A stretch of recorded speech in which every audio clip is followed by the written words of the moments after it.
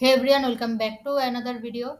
In today's video, I am going to solve job sequencing problem. And in this video, first I will explain the problem statement, then I will implement using examples of solution, and then I will explain the approach and the code and with complexity. Okay. So before starting today's video, please like and share. And if you are new, please subscribe. Go ahead. Go to problem statement. In problem statement, you have given a set of n number of jobs, and where each job has a deadline and a profit associated with it. Each job takes 1 unit of time to complete, and only one job can schedule at a time.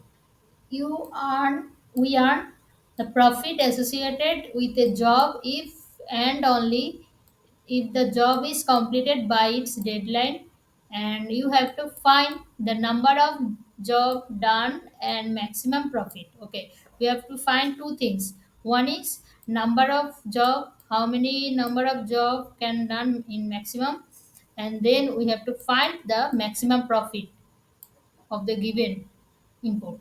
We have to find two things. Okay, so I hope you understand what do you have to output in this. And note that job will be given in the form of job ID, deadline, profit, and deadline of the job is the time on and before which job needs to be completed to earn the profit. Okay. Now, in first example, given input is this. This is all are given job ID, deadline, and profit. Okay, we make it in a table format. This input, and first we create a job ID, then we deadline and profit. Now job ID will be how many job ID you can see there are one, two, three, four job. So then deadline will be first one is 4, second all our second value is deadline, and first value is starting. Okay, and deadline of this first job is 4, so write down 4, and then next second tax deadline is 1, and third job deadline is 1, write down 1, and fourth job deadline is 1, so write down 1. And the last digits are this 20, this last digit are profit. So in profit section I write down accordingly, following the deadline job through in job ID or job ID. Then first we have to sort the job with profit. We have to sort that. So we have to find which job is highest, which job is maximum, and we can see this 40 means its job ID C has maximum profit. So we write down first C. Okay, it will remove it. Will be C. Edit. Okay, first write down C, and C deadline is 1, so write down 1, and C profit is maximum 40, and then what is next maximum is 30, so D, and deadline is 1 and 30. Okay, then next is A. A A deadline is 4 and profit is 20. Then only one left. B. Deadline is 1 and profit is 10. Okay. These are first steps to sort the value with maximum profit wise descending order. Then we create an array. Create an array, and array always start from zero index. Array always start from zero index. Okay. Then it will 0, 1, 2, 3, 4. Okay. Now we'll initialize all array elements with -1. Initialize with -1. Then what we do? We will check our first job is C. Its deadline is 1. C deadline is 1. So and its profit is 40. Okay, and deadline is 1. It means uh, it will initialize in one because one is now any have not any other task, one is now empty. So for that we will remove this minus one and it will be initialized to job c. Then next is 30. Next the job ID D, which profit is 30, and it deadline is 1. But we have already occupied one occupied one deadline one, so we can't do because our previous job ID is greater than this 30. Previous profit is greater than 30. So for that we will count previous maximum. Then go ahead next. Next is job ID a value, a deadline value is 4 and profit is 20. Now check 4 is empty or not, and yes, 4 is empty, so we will remove minus 1 and we will add enter this job ID a. Okay, now its profit is 20. Now say next is b, job ID is 1 and profit is 10, and one deadline 1 already occupied, so and value is also less than our current job ID 1. Job ID this one is, it is greater than, it is less than b. Okay, b is less than current job ID which are occupied in 1. So we will keep our previous job ID c.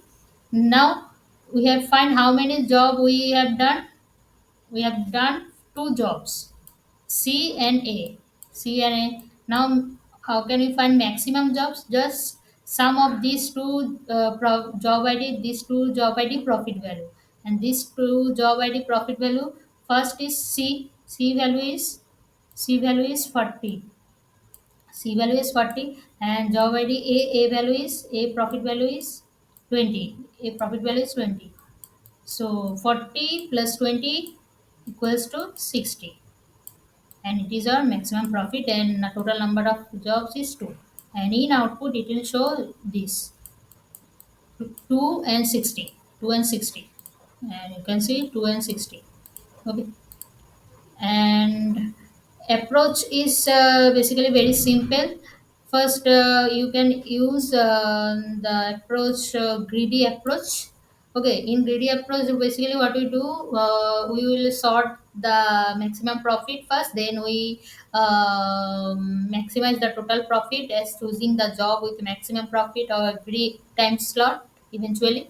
And for we first in greedy approach we sort the all jobs in decreasing order of profit, then we treat the job in decreasing order of profit, and for each job we find a time slot I such that slot is empty, and also I value is less than deadline, then I is the greatest and put it in the job slot, and then that slot will be filled, and if not then it means I already exist another value, so in that case we will ignore that job. Okay, and next approach is priority queue. Next job sequence, in this case we will first sort the job based on their deadlines, then we iterate the end of and calculate the available slots between two consecutive deadlines, then we insert the profit deadline and job ID and the maxi, and while the slots are available, then there are job slips in the maxif, and we'll include the job ID with maximum profit. Then we sort the result array based on their deadlines. And now, in our given approach, we basically the time complexity will be O of n log n, and space complexity will be O of n. Okay. Now, in code, basically first we sort the job on their profit basis, which profit basis in descending order already I show in examples. Then we find the maximum deadline to define the size of the time slots array, so we create this maximum deadline, and then we track the slots which are filled or not. For that we write down time slots, and this minus one and plus one means it is used because we use maximum deadline plus one for one base index. For maximum deadline for one base index we use, so for that we write down max deadline plus one. And then we initialize two variable, total jobs initialize to 0 and total profit initialize to 0. Then we iterate each job, and for that we create a for loop for job in jobs. Then we finding the slot for the job, for that we create another nested for loop. And then we create a if condition. If time slots equals to -1, then time slot job id. Okay. And if slot is empty, if why write down this if time slots equals to -1, because if slot is empty, then it will show this condition. Okay. And at the last line we return total jobs, how many total jobs done, and total profit, sum of total profit. Okay. Now compile and run, and now submit.